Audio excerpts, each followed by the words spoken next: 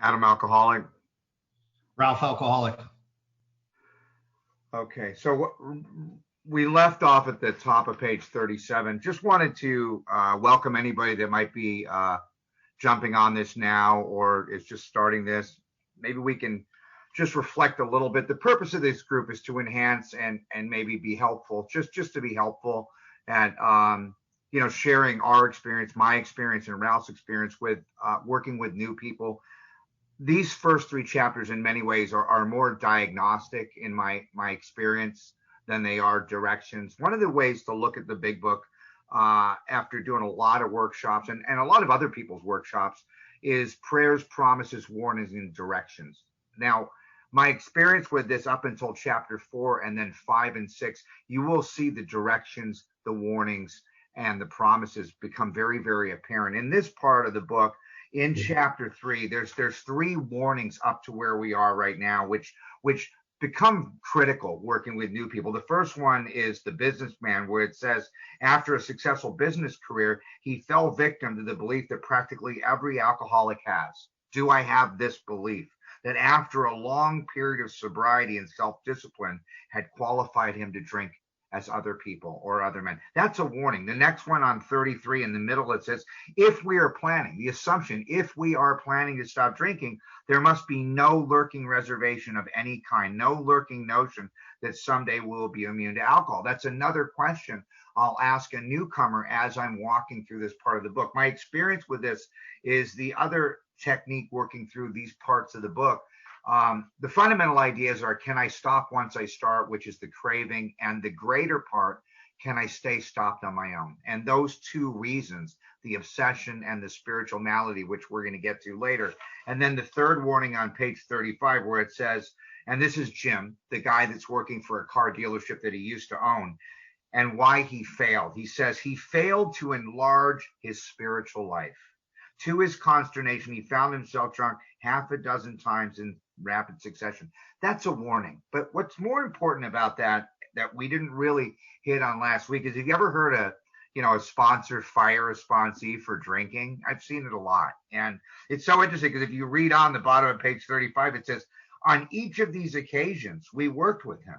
So he got drunk 6 times in succession. And on each of these occasions, right, we worked with the guy, reviewing carefully what had happened. Very, very powerful. I've never fired a sponsee. I've worked with people that, have failed many times. If they're willing to meet me an hour before a meeting and go through the book, I'll continue. So here are the questions up to where we are right now. Have I been unwilling to admit I'm a real alcoholic? This comes from page 30. Has my drinking career been characterized by countless vain attempts to control my drinking? Have I learned that I had to fully concede to my innermost self that I am an alcoholic? That's the first step in recovery, before step 1 that we read. Do I believe that I will ever recover control? Have I lost the ability to control my drinking or the amount I take or staying stopped? These are all critical questions I would ask a new person. Does there appear to be any kind of treatment that'll make me like other people? A lot of people try Vivitrol and all these different things, but I start to look at it. In some instances, has there been brief recovery? Wasn't it always followed by worse relapse? Have I tried hard enough and long enough to prove I could drink like other people? Every single one of these questions starts to show me the really diagnostic questions when I'm working with a new guy. Once he sees that he can't stay stopped on his own, it's a really daunting revelation for a lot of us, that if we don't have some kind of spiritual experience, it leads me to a place where I realize I'm doomed. And then continuing on, this thing that we just talked about, do I believe after a long period of sobriety and self-discipline would qualify me to drink as other people? Can I stay stopped on willpower? Can I take liquor or leave it alone for a year? All these questions. Do I believe that the mental state that precedes relapse into drinking is the center of my problem? Assuming that it centers in my mind. And then leading back to where we are today, which is at the top of 37. Do you want to, Ralph, start with that, or do you want to add something to this? No, that's perfect. And it's kind of weird because Ralph, alcoholic, that has the book started out at the beginning with the doctor's opinion. It led you to believe more that it's a physical craving. And now it's talking about the mental obsession. As we continue to go on, we're going to find out that it's the spiritual malady that triggers that mental obsession. But up until the point they're talking about the precise definition of the word plain insanity. Now, this next paragraph is very powerful. It says, you may think that this is an extreme case, and you can put your own name in there if you want. To us, it is not so far-fetched, for when this type of thinking has been characteristic of every single one of us. What type of thinking? The thinking that we have a choice, the thing that we have power over choice of whether we're going to pick up a drink or not. We have sometimes reflected more than Jim did upon the consequences, but there always been curious mental phenomena that the parallel with our sound reasoning, they are inevitably ran some insanely trivial excuse for taking the first drink. Our sound reasoning failed to hold us in check. The insane idea won out. The next day, we would ask ourselves, in all earnestness and sincerity, how could this have happened? Now, those are all considerations that when I'm working with someone, we identify, did this happen to you? Did you drink? Did you make a promise to yourself that you're never doing this again at 7 o'clock in the morning? And by 3 o'clock in the morning, you're thinking, maybe I overthunk this. Or possibly, did you just think I'm on the way home from work and all of a sudden you get detoured just to the bar for a drink with your friends? You know, did you think, okay, I'm going to have one drink, maybe two, you know, knowing in your heart that this probably isn't a good idea. The point I'm trying to make is that we don't have the power to choose whether we drink or not. I didn't have the power to say stop. Some insane idea always won out. It says in some circumstances we've gone out deliberately to get drunk, feeling ourselves justified by the nervousness, anger, worry, depression, jealousy, or alike. And you could add to that. You could say, I got a big paycheck, or whatever. I closed on a house. I closed a big deal. She left. I got this. Whatever it is, it's insane knowing the consequences that are going to follow.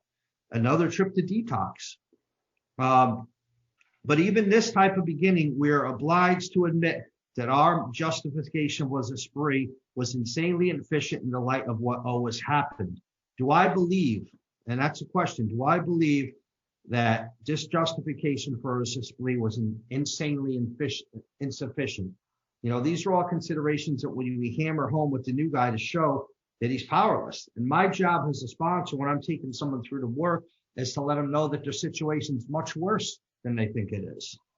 You know, it goes on to say that our behavior is absurd and incomprehensible with respect to the first drink as to that of an individual with a passion for jaywalking. Okay? Our behavior is absurd. And it talks about it from the outsider's point of view, and to the employers. It talks about in dealing with the alcoholic, there being the natural annoyance that one could be so weak, stupid, or irresponsible. Because to my girlfriend, to my boss, to my parents, that's what it looks like. How could you do this again? How could you do this to her? It talked about it earlier, and there is a solution. You know, you think he'd stop for her. He's such a fine gentleman, but there he is, all lit up again. You know, because that's what it looks like to the outside. Go ahead, Adam. You know, when I go back and I look at a couple of the pages here, because it seems to be very important that if you look at the word control in the first page on page 30 of this chapter, the idea here, he uses the word control about 5 or 6 times. Then if you look at 32 and 33, you'll see the word stop used like 7 times. Each of these are ideas. If you look at what Ralph just read, this whole thing, you look how many times he uses the word insanity. Plain insanity at the top of 37, the insanely trivial excuse, the insane idea won out. Okay. What I'm trying to understand here, if you're new, I'm showing a newcomer that they cannot stay stopped on their own, that their mind is going to continue to take them back to alcohol. And it's daunting. It is, if to drink is to die, like we talk about, if it is an all or nothing thing, how do I stay engaged? How do I stay engaged as an alcoholic to overcome that idea? And it's very, very powerful that if I can adhere to these spiritual principles, I start to develop what we call a spiritual defense here. And that's something that you don't hear quite often. But if I really understand this insanity will win out, then what it really means to be powerless if you're new here isn't that I can't drink again. What it really means to be powerless is I absolutely will drink again. That I have a mind left to its own devices without a spiritual intervention through the steps that will take me back. And if I understand that, how can I not approach a new person with compassion? This is not about virtue. This is not about somehow like I'm superior, like because somebody's accumulated a large amount of time.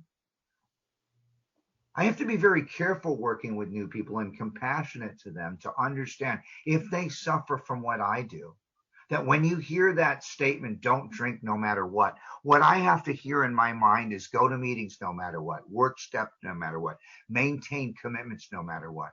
Stay in this discipline of 10, 11, and 12. And like the grace of an umbrella in a rainstorm, I can stay safe and protected from that insanity. The solution has to be placed here so that people can understand how we get to a place of what we call spiritual fitness. I loved everything that Ralph said. My sponsor, the website, thejaywalker.com, which was an outside issue, but there's a whole workbook that's encased in that turns a lot of the big book into question, is named thejaywalker.com. I'm not advertising, but I totally understand. And, when we go through this, an incomprehensible reading on page 37, as Ralph just did, with respect to the first drink as a passion for jaywalking, he gets a thrill out of skipping in front of fast-moving vehicles or hanging out in bars and nightclubs and crack houses. He enjoys himself for a few years despite friendly warnings. This is the progression of alcoholism. This is the fun part, okay? Up to this point, you'd label him a foolish chap, having queer ideas of fun. Then luck deserts him. Now it becomes fun with problems. He's slightly injured several times in succession. You would expect him, if he were normal, to cut it out, right? Presently, he's, got a drunk driving. He's hit again. At this time, he has a fractured skull. Weeks after leaving rehab, right? Sound familiar, right? A fast-moving trolley breaks his arm. And now you're starting to see the just problem phase. Magic, medicine, misery. And he's drinking through that. He tells you he's decided to stop. There's the word, for good. But in a few weeks, he breaks both his legs. This is the progression of alcoholism. And all the way through chapter 2 and 3, we've seen this absurd idea, my need to defend my right to drink. The question is, do I really want to stop? I'll make that statement that I want to stop, but do I really, right? He's still getting a thrill. On through the years, this conduct continues, accompanied by his continual promise to be careful to stay out of the bars altogether or the nightclubs, right? Finally, he can no longer work, right? Now he becomes a non-functioning alcoholic. His wife gets a divorce. He's held up to ridicule. Sound familiar? It fits us perfectly. He tries every known means, right? Going to treatment, going to rehab, going to a psychiatrist, taking medication. Every form of that second piece. No human power can relieve our alcoholism. Now he goes through the phase where he's looking for a human power. Right? You see it right here. He shuts him off of an asylum, right? Goes back to treatment, again, hoping to mend his ways. Sound familiar, Ralph? But the day he comes out of treatment, he races in front of a fire engine, exactly, which breaks his back. Such man would be crazy, wouldn't he? It's the same thing as the polar bear story, which, Ralph, should I tell a polar bear story? Yeah, you definitely should tell. Do we have time? We have time. You always have time. An old story in AA. I don't want to offend anybody, but it's about a guy that gets a rifle for his birthday, and he's a hunter, lives in the South, always wanted to shoot a polar bear. So he goes to Alaska, where they have polar bears up in the tundra, and he sees these bears, and he sees a bear, and he takes a shot, and he's going over to look at this polar bear that he's killed, and there's a tap on his shoulder. It's a bigger polar bear looking down at him. And the polar bear says, you just shot my son. You got two choices. You either let me have my way with you, or I'm going to maul you to death. So a couple weeks later, he's in the hospital. He's healing up. Now he's got a resentment. So he goes back up to the tundra. He wants to get this bear. He sees the bear. He takes his shot. He's looking down at his kill. Another polar bear taps on his shoulder, says, you just killed my uncle. You got two choices. You either let me have my way with you, or I'm going to maul you to death. Back in the hospital, healing up again, another resentment. This goes on for years, back and forth, back and forth. Finally, he's up there. He sees the biggest polar bear he's ever seen. He takes his shot. He's looking at this dead polar bear. He's standing over his kill, and he gets a tap on his shoulder. It's the king of the polar bears looking down at him. And the king of the polar bears says to him, we've been watching you. You're not really up here for the hunting, are you? And but see, the insanity of alcoholism, if you really look at it and you substitute it, I'm being driven. Behind all of this, there's something like 4 horsemen that drive cattle. And each of those horsemen, the selfishness, the dishonesty, the resentment, and the fear, the things that drive that herd. And if you're in the center of that herd as an alcoholic, you can't see those 4 horsemen, but they're driven to the slaughterhouse. 96% of us end up dying drunk. And what Alcoholics Anonymous and this idea will eventually do is it will not only reveal those 4 pieces in inventory, but it'll show me how to be rid of those. And that seems to be the power of when sanity, by now sanity will have returned. That's in the middle of the 10th and 11th step. Not here, but this is still a pretty good description of it. Ralph? Yeah, continuing with that thought about the sanity, up until this point, we're still trying to hammer home that we don't have a choice. We can't control it once we start, and we can't stay stopped, even if we have everything in the world to lose. When I ask a guy, are you done? Do you really want this? When he tells me, yeah, I do, I believe him. I believe that he wants to stop. And a lot of times you hear in the meetings when we read the preamble, it says the only requirement for membership is a desire to stop drinking. That is true. It was true then, it's true now. But that is not the only desire to get sober and stay sober. There's a lot more things that have to be done. And here we're hammering home the insanity of that first drink in a real simple way. This is geared towards the people that are special. When we're going to talk about the second step, it talks about came to believe that a power greater than ourselves can help me see the truth about alcohol. Because on the truth, I'm not going to get drunk. But it's real easy to get drunk on a lie. And the lie would be a delusion that I believe that maybe this time it's going to be different, that the insane idea have always won out in the past. But it's important to remember that does not happen in step 2. We just have the belief. And my belief was, wow, it's working in this guy, maybe it'll work in me. And everyone used to say that, when I first got sober, believe that we believe. And I'll say it just like they did. Believe that we believe. That if is a condition, you do this work, it will happen to you. Continuing on the bottom of page 38. Some of you are thinking, what you tell us is true, but it doesn't fully apply. We admit that we have some of these symptoms. We have not gone to the extreme that you fellows did, nor are we likely to. For we understand ourselves so well that after you would have told us such things cannot happen again. That's delusional thinking. We have not lost everything in life through drinking, and we certainly do not intend to. Thanks for the information. Self-knowledge. They believe that self-knowledge, having knowledge of their condition, could stop them from picking up the first drink on their own power, willpower. Come on, Will, we're going to the bar. Let's go to the bar and watch other people drink, or let's go to the bar and try some controlled drinking. When it talks about more about alcoholism, the idea that somehow, someday I'll control and enjoy my drinking. If I'm controlling it, very, very, very little enjoyment. If I'm controlling it, if I'm enjoying it, there's no control. That's my experience. That may be true to certain non-alcoholic people who drinking foolishly and heavily at present time are able to stop or moderate because their brains and bodies have not been damaged as ours were. And they're talking about the moderate drinker, or even the hard drinker, or even a lot of people that I drank with in school. They drank shot for shot with me. But when they had that sufficient reason to stop, the new job, when she says you got to stop hanging out with those people, they're able to stop, control, or moderate. But the actual or potential alcoholic, with hardly exception, will, and this is squibbly writing, be absolutely unable to stop drinking on the basis of self-knowledge. And if you're highlighting, you're all highlighting right there.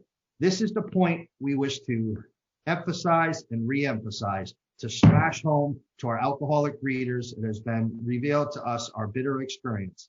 Let us take another illustration. And the next illustration is a man named Fred. And Fred's real name was Harry Brick. He was from New Jersey, and he's famous for being the first trustee, the alcoholic trustee in New York. There's 21 trustees. Seven are alcoholic and 14 are non-alcoholic. Seven are non-alcoholic and 14 are alcoholic. Now, Harry was the first chief, but Harry slipped. He had a couple slips and he messed things up. And because of that, Never again has there been an alcoholic who has been the chief trustee. So that's Harry B's claim to fame. But in this book, we're going to talk about him as Fred. Fred is a partner in a well-known accounting firm. His income is good.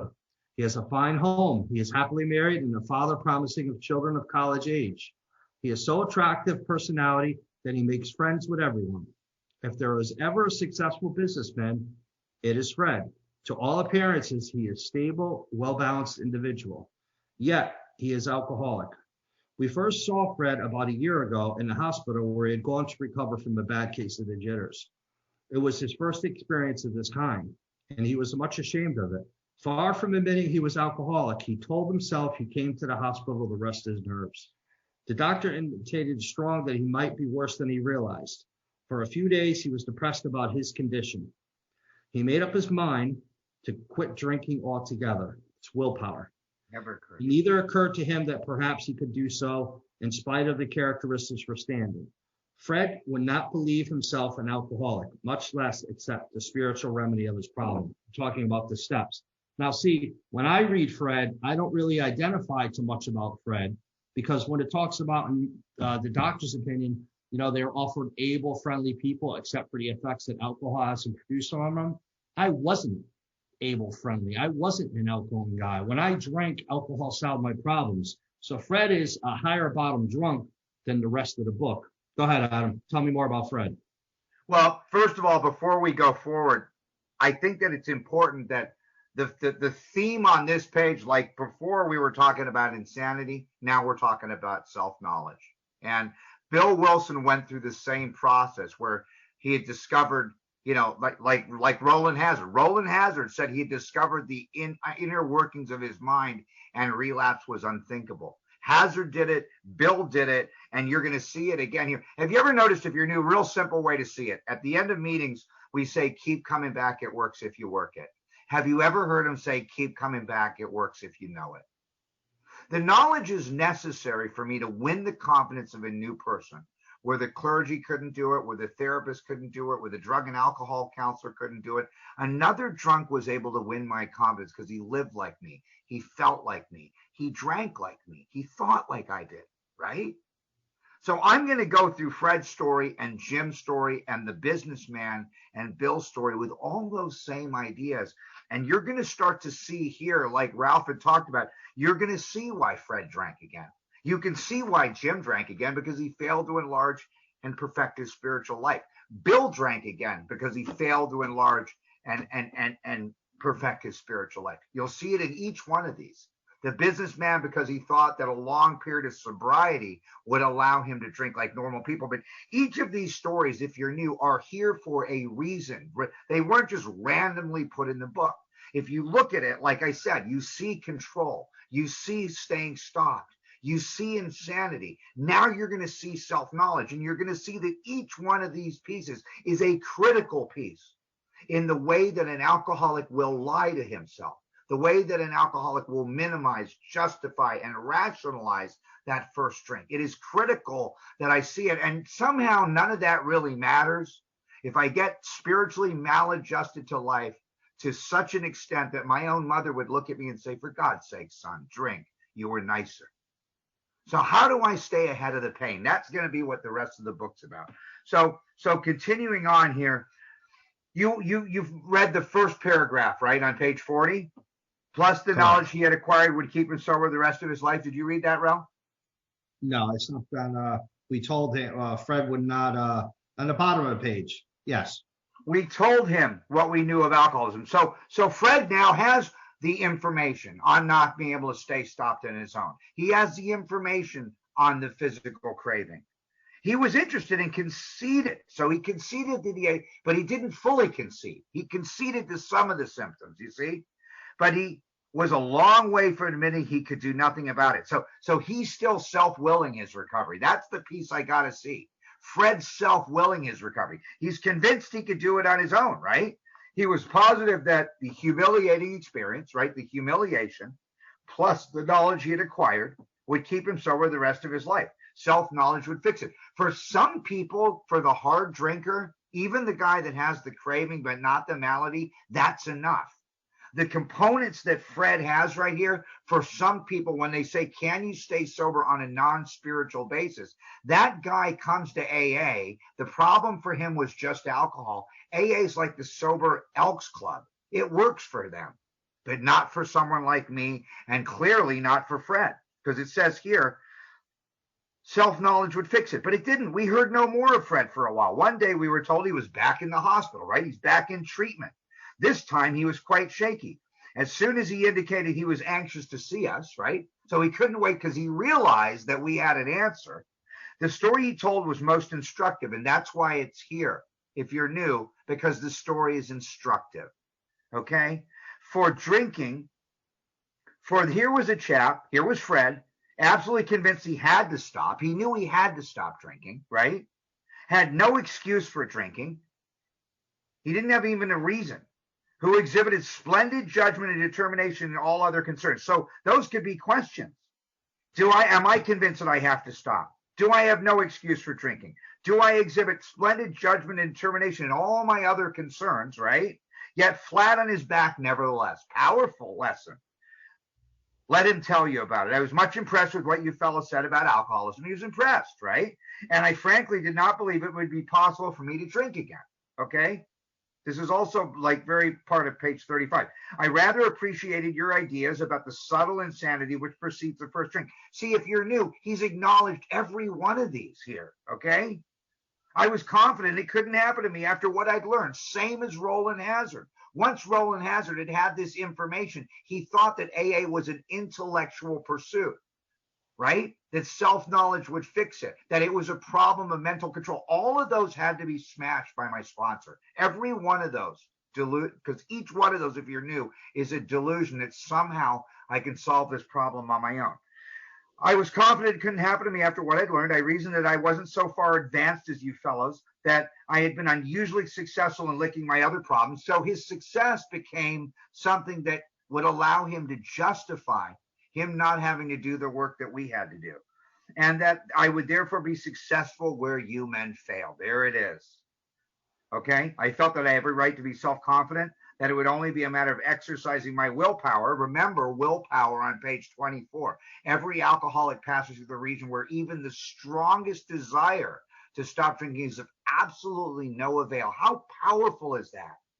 How can you not have compassion for a new guy, and for a new guy not to realize that in and of himself, alcoholism is a death sentence without a spiritual solution. It's a death sentence. So did you guys want to stop for the 7th real quick? Sure, I'm Matthew, I'm alcoholic. Okay. And we're just going to pass the virtual basket around. Basically, the PayPal and the link to contribute to the 7th tradition is in the chat section. So please give if you can, and we'll turn it back to Adam and Ralph. Thank you. Ralph, should I continue one more paragraph? Go ahead. Okay, so in this frame of mind, now remember, what frame of mind is that? Okay, bottom of page 40 if you're new. The frame of mind is in a sober frame of mind. Now, he's sober in this frame of mind. He went about his business for a time and all was well. Remember, I never took my first drink drunk. I took my first drink after a period of sobriety with what I think is a sound mind, right? So it says, I had no trouble refusing drinks. I began to wonder why I'd been making such a hard work of a simple matter. One day I went to Washington to present some accounting evidence to a government bureau. I had been out of town before during this particular dry spell. There was nothing new about that, okay? Very much like not a cloud on the horizon. Sound familiar? Physically, I felt fine. Neither did I have any pressing problems or worries, okay? These are all, if you look at the opposite of this, they are all reasons to drink, but he doesn't have any of those. My business went off well. I was pleased. Now, maybe it is a victory parade that causes him to drink. I was pleased my new partners would be too. At the end of a perfect day, not a cloud on the horizon. So there goes the halt thing out the window, as Ralph and Sandy B would say. You know, hungry, angry, lonely, and tired. I could be well fed. I could have had a great sleep. I could be surrounded by people I love, and I still have that eminent thing in front of me that I can drink again. Ralph? Yeah, and just touching back to what I talk to a lot of people in treatment, counselors and stuff, and they believe that, associating a negative consequence to whatever, in this case, drinking, is enough. That if you realize that if you drink this, you're going to get in trouble. That works for a lot of people, even some people who drink, but it's quite evident by my experience that it does not work for an alcoholic. It talks about that on page 24. It says, to attack a lack of defense that stops one from putting their hand on a hot stove. And here's the opposite of Jim, who's got this built-in resentment, who's vaguely senses that it isn't a good idea to put whiskey in milk. And here's the guy who's just, it's those thresholds, you just got to watch those thresholds. Crossing over those thresholds, are dangerous. You got to watch the end of a perfect day. I'm being silly, but in any reason could just pop into your mind, and boom, we have no defense that stops us from picking up that first drink, and where do we finish? At the bottom of that page, right? Yeah, we're at the top of 41, not a cloud on the horizon. But if you have anything else to say about Fred, go ahead. Yeah, no, I'll just keep going. Okay. I had been out of town before. Blah, blah, blah. My business came off well. Okay. I was pleased and knew my partners would be too. It was the end of a perfect day, not a cloud on the horizon. I went to my hotel room and leisurely dressed for dinner. As I crossed the threshold of the dining room, the thought came to my mind it would be nice to have a couple cocktails with dinner. That was all, nothing more. I ordered a cocktail with my meal. Then I ordered another. After dinner, I decided to take a walk. When I returned to the hotel, it struck to me that an 8-ball before dinner that a highball would be fine before going to bed. So I stepped into the bar and had one. I remember having several more that night and plenty the next morning. I have a shadowy recollection of being on an airplane bound for New York and finding a friendly taxi cab driver at the landing field instead of my wife. The driver escorted me all about for several days. I know little about where I went or what I said or did. Then came the hospital and the unbearable mental and physical suffering. As soon as I regained my ability to think, I carefully went over the evening in Washington. This is all squiggly writing. Not only had been off guard, I had made no fight whatsoever against the first drink. This time, I had not thought of the consequences at all. I had commenced the drink as carelessly as the cocktails were ginger ale. I now remember what my alcoholic friends had told me and how they prophesied that if I had an alcoholic mind, the time and place would come that I would drink again. They had said, though I did not raise a defense, it would come one day before some trivial reason for having a drink. Well, that just had happened, and more for what I learned from alcoholism did not occur to me at all. In other words, he realizes that self-knowledge did nothing. I knew from that moment that I had an alcoholic mind. I saw that willpower and self-knowledge would not help those strange mental blank spots. I had never been able to understand people who said that the problem had them hopelessly defeated. I knew then it was a crushing blow. And that's when he fully conceded. Go ahead, Adam. Yeah, it's so powerful. It's so powerful if you're new what he's saying. And I think that, when I look at this, that self-knowledge would not help, that what he learned of alcoholism didn't occur to him at all. And it says he had an alcoholic mind. And that is exactly, remember this if you're new, what Carl Jung had said to Roland Hazard. That famous statement, you have the mind of a chronic alcoholic. There it is again. I have never, ever seen one single case recover. It was said to him by Carl Jung. Carl Jung on page 27 was a student of Sigmund Freud. To be pronounced incurable at that level by, at that time, one of the leading psychiatrists in the world is the same thing, that willpower and self-knowledge would not help. We have a saying in AA, the more I miss meetings, the more I miss drinking, but the more I disengage from a spiritual life, if you're new, the more I am vulnerable to this inevitable end, that I will drink again. That powerless doesn't mean I can't. It means I will. That blank spot. My friend says, I only need 2 meetings a week. The only problem is I don't know which ones they are. And again, when it says meetings, it's not just attending meetings, because it says we attend meetings frequently so newcomers have a place to come and ask questions. When I talk about meetings, I'm not talking about going to meetings to get something. I'm talking about going to meetings to find new people to work with, going to meetings to share my experience of this book with them, not to somehow go there to feel somehow nurtured by the group, but to be able to be helpful.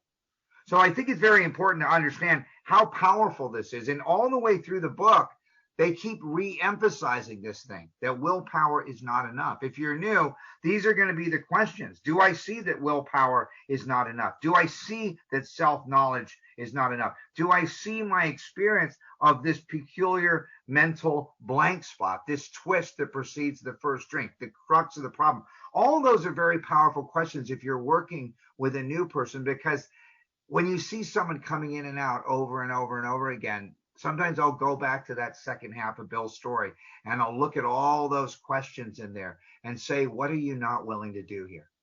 Because I got a bunch of sponsees now that, they can't stay accountable. They can't call. And where does it say in the book to call every day? It doesn't, but it says to be accountable. It says to discuss with someone immediately as you go through that 10 step. So these are very important things that develop what we call a spiritual defense here against the first drink. If I can't stay stopped on my own, if knowledge isn't going to fix me, if fear's not going to keep me sober, if thinking it through is not going to work. Remember, all of those were explained up to this point in the book, that every one of those is something that I think will solve my problem, but it won't. All of these have to be exhausted if you're new with a new person. There can be no lurking reservation of any kind at this point.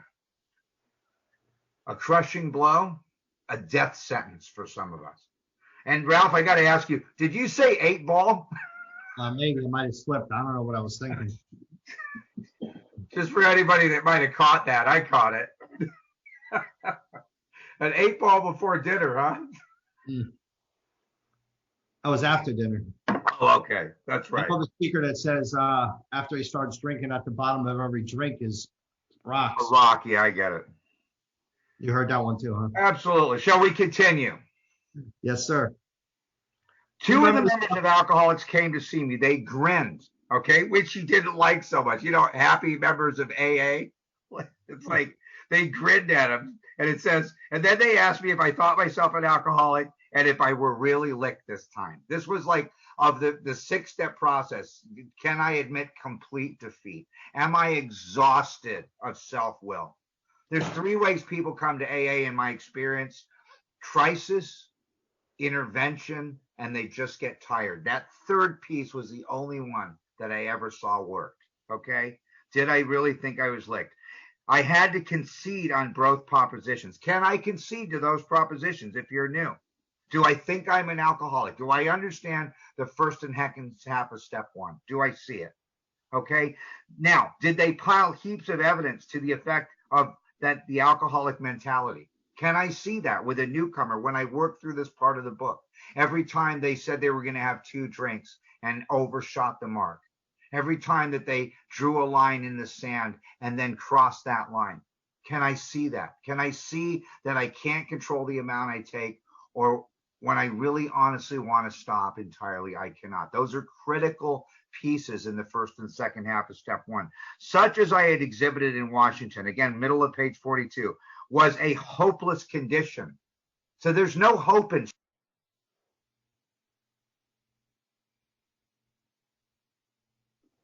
Adam got muted by mistake.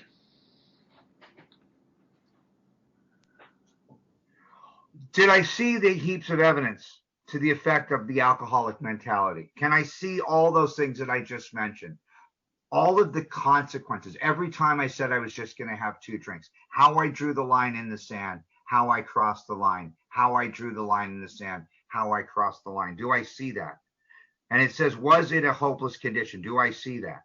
They cited cases out of their own experiences by the dozen.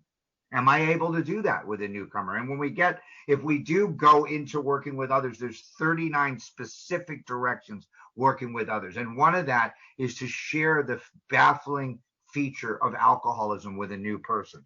This process snuffed out the last flicker of conviction that I could do the job myself. Now, if I were working with a new person here, I would ask them, can you stay stopped on your own? Any way that I start to deviate from going to meetings, working steps, helping others, or doing 10, 11, and 12, anywhere I deviate on that path, I'm subconsciously saying that I can do the job on my own. I'm either moving towards a drink or I'm moving towards God. Ralph? Yeah, I agree. I mean, it talks about outlining the spiritual program of action, they outline the spiritual answer and the program of action that 100 in them would follow. They're talking about the steps. Though I had been a nominal churchman, their proposals were not intellectually hard to swallow. But the program of action, though entirely sensible, was pretty drastic. It meant that I would have to throw out several lifelong conceptions out the window. It was not easy. But the moment I had made up my mind to go through the process, I had the curious feeling that my alcoholic condition was relieved, and in fact, it proved to be true. And that's because on the surface, when I look at those steps, they seem unattached to the problem at hand. You know, the steps don't really look like that. How is this going to help me, not drink anymore? Because a lot, when I was up until this point, I was still thinking that drinking was the problem. Alcohol is a symptom of the problem, but in most other illnesses, symptoms don't kill you. In this case, the symptom of actually putting alcohol into our bodies will kill us. It proved to be quite an important discovery was the spiritual principles could solve all my problems. And that's underlined and highlighted. Do I believe that this program of action can solve all the problems? Up until this point in the book, I don't really have that to believe in, but where I get that belief and hope is that it worked in you. And now, as I'm removed from alcohol for almost 20 years, I know that it works. I know that it has potential to solve all my problems because it has. I have since been brought into a way of living infinitely more satisfying, and I hope more useful than the life I had before. My old manner of life was by no means bad one, but I would not exchange it for the best moments for the worst I have now. I would not go back even if I could. Very powerful. Fred's story speaks for itself. We hope it strikes home for thousands like him. We had felt only the first nip of the ringer. Most alcoholics have to be badly mangled before they really commence to solve their problems. It's a question mark. Do you have to be badly mangled? Ask him. Adam, I have Dr. Piercy Pollock written from Bellevue, New York. Do you know anything about him? Yeah, he's a psychiatrist, another psychiatrist that's talked about in the next paragraph. I don't know a lot about him, but I know that's who they're talking about here. I've got it in my notes. I'm guessing that you do. Yes, I don't have anything else about him. I just have his name written as well. Yeah, so do I. But I read about him a while back. I can't remember exactly, but he was very instrumental in early recovery with certain people. Another one like Silkworth, but I'm sorry, I can't expand on that right now. So ending in Fred's story, we see that he discovered this program and the principles that would solve all my problems. And if you're new, we're just talking about the steps and applying the steps in your life every day, and brought into a way of living, infinitely more satisfying, and I hope more useful than the life I lived before. And that's a question. Do you want a life that's more satisfying than the way you're living, newcomer? And more useful? Because on the surface, I got to tell you, cleaning ashtrays and making coffee that I don't even drink doesn't sound like I'm being useful. It doesn't sound like it's being satisfying. What do you mean I got to put away all these chairs? Are you going to help? Like, why are you always picking on me? But I can tell you from going through that process, I became an excellent coffee maker. And I felt like I was going to put the chairs away and set them up perfectly. And it just by happens. It's something we talk about, but it's something that you have to experience to get the real benefit of. It's like when someone tries to talk about a spiritual experience, it's hard to describe. When I start talking about God, it's like I'm putting him in a box. But all of this, it's all the early stages of recovery. And, and he's just explaining what he went through. Go ahead, finish up Fred, Adam. Yeah, I want to just go back because this is the most very powerful question here, is that it meant I would have to throw several lifelong conceptions out the window. what would those be? Okay, these are really important questions. And some of it relates to the A, B's, and C's. It does relate to my attitude, my belief system, and my conduct. But the one of the keys to that is that on bottom of page 39, Fred would not accept a spiritual remedy to his problem. That's a thing that he had to accept. Another thing he had to accept is that Fred cannot stay stopped on his own, that his willpower, which was sufficient in all these other areas in relation to alcoholism, was absolutely of no avail. That I cannot solve a spiritual problem with a physical solution. When it says our personal adventures before and after make clear 3 pertinent ideas, right? A, that I'm an alcoholic and I cannot manage my own life, and I know I'm jumping ahead, but it's critical. B, that probably no human power can relieve my alcoholism, and C, that God could and would. It's not before and after what? It could be before and after working the steps, but more importantly, before and after I stop drinking. The implication is now that I'm not drinking, I still have an alcoholic mind. I have a need for some kind of spiritual intervention in my life through direction, wisdom, and power of some kind of God. The second piece, a lifelong idea that a human power can solve my problem, right? These are really critical ideas that I think when we talk about what it means to let go of these lifelong ideas, that when we do the set-aside prayer, God, help me set aside everything I think I know, right? That self-knowledge is an old idea. It doesn't work with alcoholism. Everything I know about self, God, and others, these are all critical. I think that it was a powerful thing for me to understand. And that bottom thing on page 42 where it says that the spiritual principle would solve all my problems, I was thinking about, I love Mickey Bush. He says the STEP stands for solution to every problem, STEP. And NUT stands for not using the steps, if you've heard that one. So here we are. We're right at the middle of page 43. Many doctors and psychiatrists agree with our conclusions. Of these men, staff member of world-renowned hospital, okay, Percy Pollock, that's who he is, recently made this statement to some of us. What you say about the general hopelessness of the alcoholic, the average alcoholic, this is the garden variety alcoholic, me and you, in my opinion, is correct. He's saying that we're generally hopeless. Remember, before this spiritual solution was introduced to the lives of alcoholics, most of us were locked up in psych wards and treatment centers and institutions.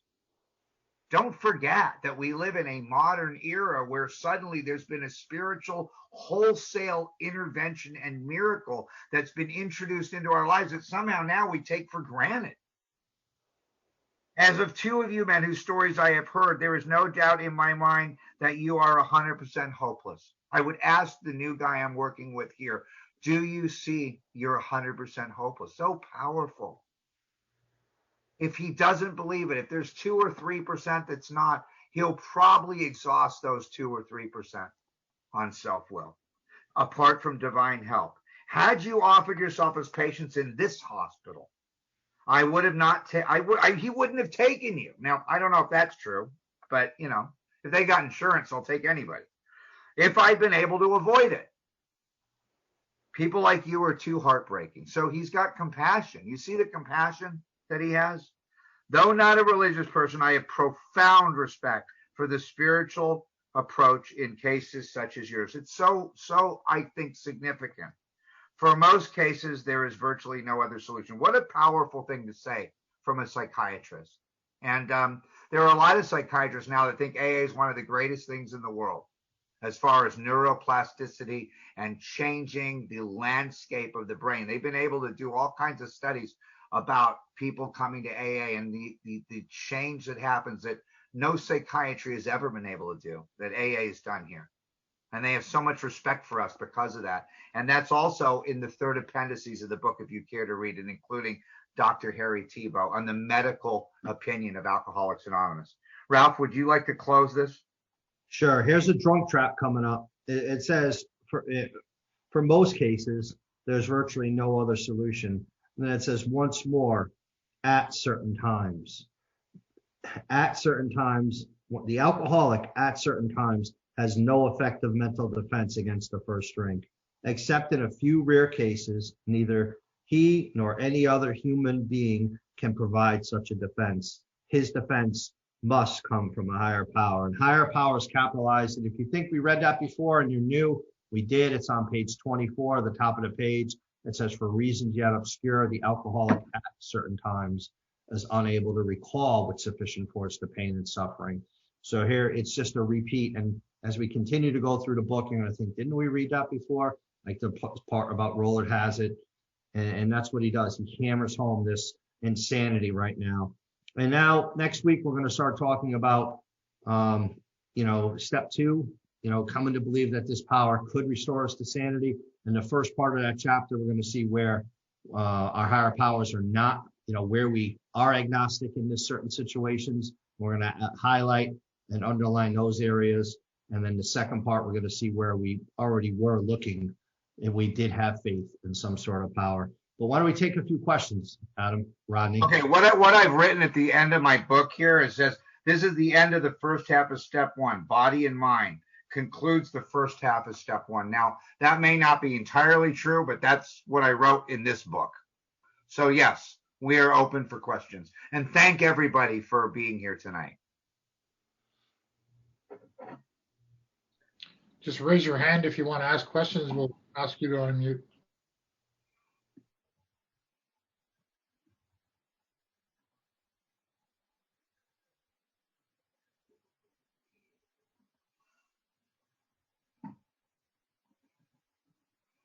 I guess we were thorough. No one has any questions. Okay, Bryson, you're muted. Yeah, the raise hand function I don't think is working. It's happened in other meetings, just so heads up. But yeah, thanks guys. I really appreciate you guys doing this. I just want to ask, I heard in a tape before someone say use that Fred walking through the threshold as an example of why triggers aren't real for us, like external things. I was just wondering what your thoughts would be, because I love using that as an example. Is that you go through that guy can't walk through doorways anymore. He can't have a good business day, or Right. I had all this treatment stuff when I came out of my first and only treatment center, knock on wood. And I talked to my sponsor and I said, well, can you tell me about this trigger stuff that I remember hearing about in treatment? And he took me and he brought me into the bathroom and he said, look in the mirror. He goes, you're the trigger. I don't know. No, I had the same experience. I was in one more treatment center in my nightgown learning about my triggers. And I remember raising my hand and saying, counselor, waking up's a trigger for me. I'm awake. And it was like, they really didn't have much of a response to that. And what AA has actually taught me, although I understand the external triggers and we understand the external unmanageability, what AA taught me that for me, the trigger was actually on the inside. And if you ever notice when an alcoholic's not having a good day, it's when I'm not getting my way. It's almost like we're like 5-year-old kids here with old people's faces. And I'm telling you, if you don't believe it, cross one of us. I'll resent you for decades. See, the trigger's on the inside. And what it really is when we get to the 4th step, there's 3 words: harmed, threatened, or interfered. Whenever my will is harmed, threatened, or interfered with, this is the immaturity that Harry Tiebout talks about. That's where the trigger really is for me. And we're going to unveil that as we go through the rest of the book. We're going to start to show what that is, what it is to play God, what it is to be right, what it is to sort, compare, judge, and label, the labeling that we create that interferes with our ability to stay in what we call the sunlight of the spirit. It's a beautiful thing. I mean, for me, it took me from hell on earth to a life, like Wilson had said, better than he'd ever known. That's the message this book's got for a lot of us. And maybe it is spiritual kindergarten. Maybe from here, the universe opens up. But I had to get these fundamentals down first. I don't know if that answered your question. So before we go to the next question, I just want to point out, for those of you who are using a Zoom software version older than 5.4.7, your raise hand function does not work.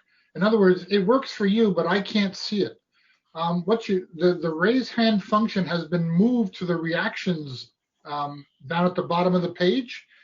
And if you don't have the 5.4.7 and you raise your hand from the participants window, me with 5.4.7 can no longer see it. So when you raise the waving hand or any other hand, it only stays up for 5 seconds. That is Zoom. They made all these changes about 2 weeks ago. So I noticed 2 or 3 people did raise their thumb. They did a yes, and it all disappears. So the only person I was able to catch was Susan J. So Susan, go ahead and ask your question. Okay, thank you very much.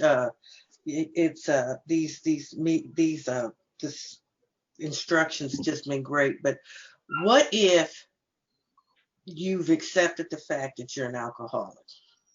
You realize deep down in your heart that you cannot quit on your own, and that you really don't have any control. Mm-hmm. But you still want to drink. Yeah. You still want to get a drink.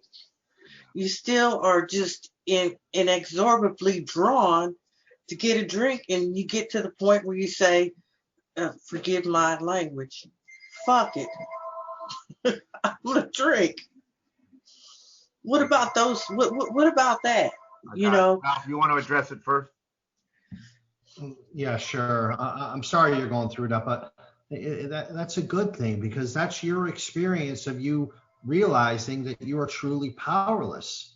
And if you're powerless, and if the only thing possible for a guy like me, or perhaps a person like you, is to do this work and evaluate the results. The greatest thing about the spirituality and the stuff that we talk about week after week and you hear at meetings is that you don't have to understand what we're saying to try it, to find a woman or a guy or someone who's been through this book and start taking the actions. At the end of the meeting, it says, keep coming back. It works if you work it. Adam says it all the time, not if you think it. You could know you're an alcoholic. This other speaker, Bob D, always says there's people in alcoholics who know the menu, but yet they're starving. If you have full knowledge of your condition, it's up to you. Nobody could do the work but you don't have to do it alone. So reach out to a woman and sit down and do the work and evaluate the results. And if you're like the rest of us, you're going to be amazed before you're halfway through. I'll be praying for you and pulling for you. We have another question from Bob B. from Detroit. Hi, I'm Bob, and I'm an alcoholic. And sorry, I had a bad signal and you were breaking up. You started talking about we had to throw several lifelong conceptions out the window, and then I lost the connection. So I missed the second piece to that. Could you expand on that, either Adam or Ralph? I can do it. I have to get back to that part of the book. There's a lot of things. I mean, first of all, when you look at Fred's story, Fred had said that he didn't see the spiritual remedy. So that was one idea, that somehow he was able to stay sober on what we call a non-spiritual basis, that self-knowledge would fix him. When we say the set-aside prayer, God help me set aside everything I think I know about AA, about the 12 steps, about myself, in each of these areas. It's like in chapter 5 when it talks about the A, B's, and C's, and before and after. And now that I'm not drinking, I'm still alcoholic. That means I see the craving. I see the obsession. I start to see the spiritual malady, that no human power can relieve my alcoholism. And how have I tried to solve it? Through really trying to solve a spiritual problem with a physical solution. That's another idea that I have. How do I minimize, justify, and rationalize that first drink? Like the last question, my suggestion is that even Dr. Bob had that craving at times after he stopped drinking.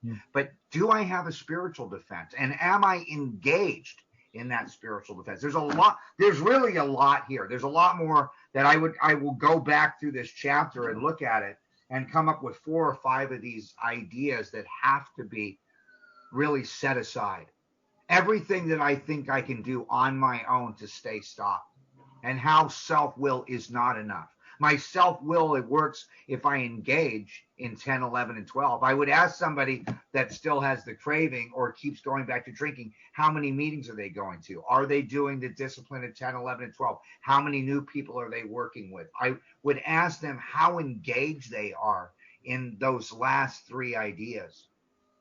So there's a lot of ideas I have that have to be separated, that I can solve a spiritual problem with a physical solution.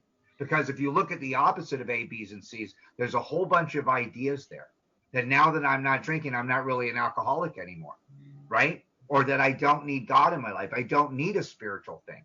Or that probably no human power. What is a non-human power? Going to the gym, getting a sober partner, right? It could be a lot of things, and so on and so forth. So there's a lot of those. Thank you.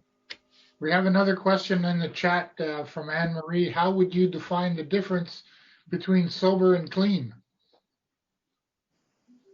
Well, they've come to relate to drugs and alcohol, but sober also means spiritual balance. It means balance.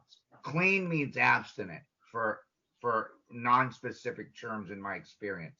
People say clean and sober, but sobriety, if you look it up, also is very much like sanity. It's about balance, equanimity in that area. Ralph, do you want to answer that question? No, but back to the spiritual side. I mean, when you think about a material, you're broke, you don't have a job. You can come up with a plan that you could see that makes sense. You're going to go on Indeed, you're going to get a resume, you're going to call, you're going to get an interview, you're going to go to the interview, you're going to get a job, you're going to go to work, and then you're going to save money, and you can see that problem solved. Here, if you've diagnosed yourself with this condition of being powerless, the solution that we offer doesn't look like it's going to make sense in reality. It's something that we have to experience to get the results from. And until you're hopeless, until I was hopeless, until I heard my story and I realized that I was going to drink again, and then until I realized that the pain of being sober and not drinking was greater than the consequences that I thought in my mind. I had a very similar experience to what Adam had. One day, my mother saw it with me. I was just in myself so much that my mother opened up the room to the basement, came downstairs and said to me, "I got something in the refrigerator. Go easy." It was a 6-pack of Miller Lite because she knew that I was in pain. And see, if you're sober and you're just holding on, not drinking, it's my experience. If you're not drinking, it's going to be very difficult to stay sober and miserable, because what alcohol does for me will outweigh anything that it's going to do to me, meaning lose the job, DUI, or anything else, or anything physical. So, it just goes out to the lady who was having problems, wanting to drink. Of course you want to drink. You're an alcoholic. It's natural. You're without power. So please reach out to somebody and try and get help. Okay, we got Wendy M, who tried to raise her hands, and some other people have tried raising their hands. I try to find you. I apologize. We really got to get that software updated. Thank you. Wendy, alcoholic. I have a question. Adam, you referred to the A, B, and C at the end of how it works. It's read at most every meeting. You condensed it, and I missed it.